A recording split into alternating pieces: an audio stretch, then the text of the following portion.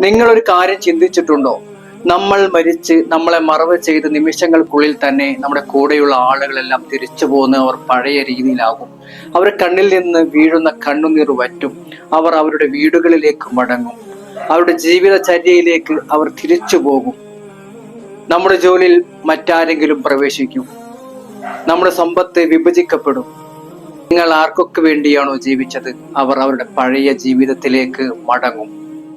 എത്ര പെട്ടെന്നാണല്ലേ ആളുകൾ നമ്മളെ മറക്കുന്നത്.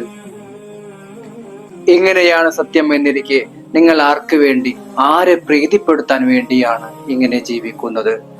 നിങ്ങളുടെ പാപങ്ങൾ ഏറ്റെടുക്കാൻ കഴിയാത്ത, കുറച്ച് ദിവസങ്ങൾക്കുള്ളിൽ നിങ്ങളെ മറന്നുപോകുന്ന മനുഷ്യരെയോ, അതല്ല നിങ്ങളെ ഒരിക്കലും മറക്കാത്ത, നിങ്ങളുടെ പ്രാർത്ഥനകൾ കേൾക്കുന്ന, നിങ്ങളുടെ പ്രയാസങ്ങൾ അറിയുന്ന അള്ളാഹുവിനെയോ?